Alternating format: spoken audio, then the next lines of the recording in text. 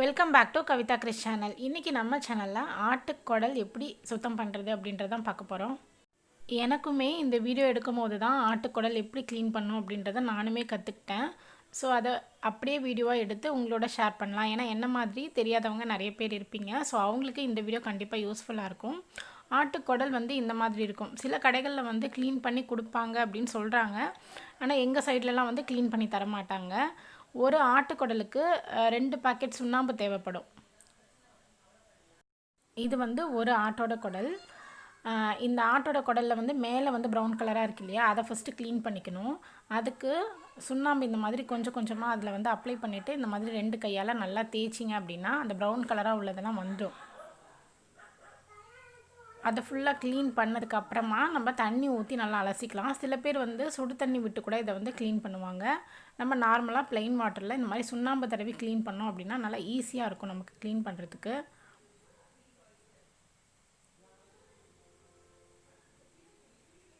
முதல்ல ஆட்டுக்குடல் எதுக்கு சாப்பிட்லாம் அப்படின்னு பார்த்தீங்கன்னா, நம்மளுக்கு பாடி ஹீட் ஜாஸ்தியாக இருக்குது அப்படின்னா நம்ம அந்த டைம் ஒரு நாள் இந்த மாதிரி ஆட்டுக்குடல் எடுத்து சமைச்சு சாப்பிட்லாம்.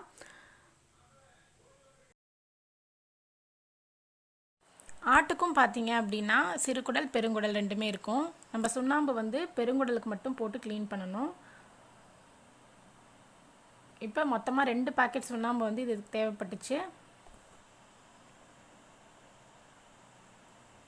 சுண்ணாம்பு போட்டு தேய்ச்சதுக்கப்புறமா இந்த மாதிரி தண்ணி விட்டு நல்லா க்ளீன் பண்ணிக்கணும். இப்போ இது நல்லா ஒயிட் கலராக மாறிடுச்சு பாருங்கள். நல்லா தேய்ச்சி நல்லா க்ளீன் பண்ணிக்கணும். ஒரு தடவைக்கு 3 தடவை நல்ல தண்ணி விட்டு நல்லா க்ளீன் பண்ணிக்கோங்க.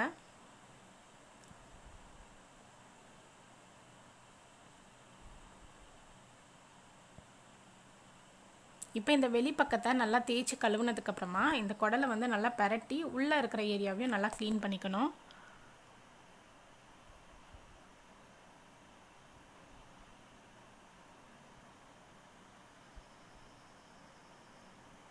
அவ்வளோதான். இந்த பெருங்குடல் இப்போ நல்லா க்ளீன் ஆகிடும்.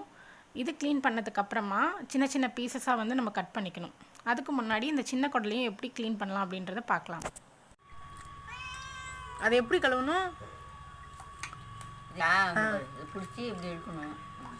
அப்படி இழுக்கணும். அவ்வளோதானா? இழுத்தா வந்துடுமா? உள்ள வரும். நான் காட்டுறேன் பாரு. இழுத்து இதெல்லாம் கொழுப்பு உடலை அப்படி எல்லையே வந்துடும். ஆச்சி குச்சி வச்சு எடுக்கணுங்குது. அதுக்கு தான் கேட்டேன் எப்படி கழுவணும்னு.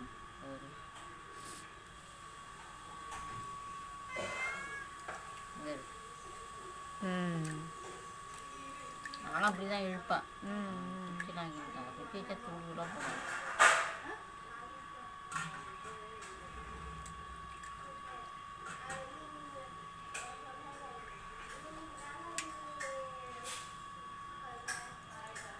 அந்த கொழுப்பு போடணுமா வேண்டாமா? இது போடணும். அந்த கொழுப்பையும் போடணும். எல்லாம் கொழுப்பு தான்.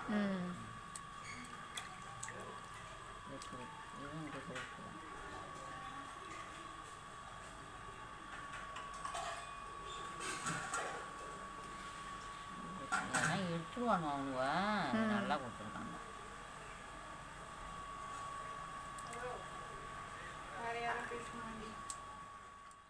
சிறுகுடல் நிறையா இருக்கும். ஒரு குடலாக எடுத்துகிட்டு இந்த மாதிரி ஒரு எண்டுலேருந்து இன்னொரு எண்டு அழுத்தி இழுக்கும் போது அதில் உள்ள அந்த அழுக்கெல்லாமே வெளியில் வந்துடும்.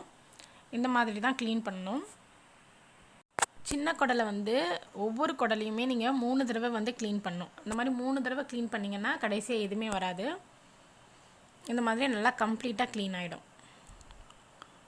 ஸோ ஒவ்வொரு குடலையும் தனித்தனியாக எடுத்து 3 தடவை க்ளீன் பண்ணணும். இது கொஞ்சம் லாங் ப்ராசஸ் தான், ரொம்ப பொறுமையாக பண்ண வேண்டியது. ஒரு குடல் க்ளீன் பண்ணுறதுக்கு பழக்கம் இருந்தாலே உங்களுக்கு 1 hour ஆகிடும். இந்த மாதிரி க்ளீன் பண்ணிங்கன்னா நல்லா சுத்தமாக க்ளீன் ஆகிடும்.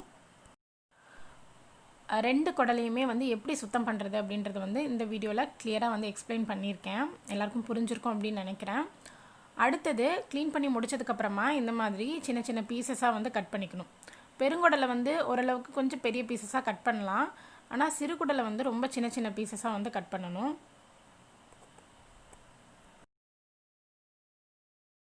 அவ்வளோதான். இன்றைக்கி வீடியோவில் ஒரு ஆட்டோட குடலை எப்படி க்ளீன் பண்ணணும் அப்படின்றத தெளிவாக எக்ஸ்பிளைன் பண்ணியிருக்கேன் அப்படின்னு நம்புகிறேன். பெருங்குடலை கட் பண்ணும்போது இந்த சைஸில் கட் பண்ணிக்கோங்க. சின்ன குடலை கட் பண்ணுறது வந்து நான் கிளிப் எடுக்கலை. ஒரு இன்ச்சு சைஸ் கட் பண்ணால் போதும். அப்போ தான் பார்க்குறதுக்கும் சாப்பிட்றதுக்கும் நல்லாயிருக்கும். இந்த வீடியோ உங்களுக்கு பிடிச்சிருந்தது அப்படின்னா மறக்காமல் கவிதா கிறிஸ் சேனலை சப்ஸ்கிரைப் பண்ணிக்கோங்க. உங்களோட ஃப்ரெண்ட்ஸ்க்கும் ஃபேமிலிஸ்க்கும் ஷேர் பண்ணுங்கள்.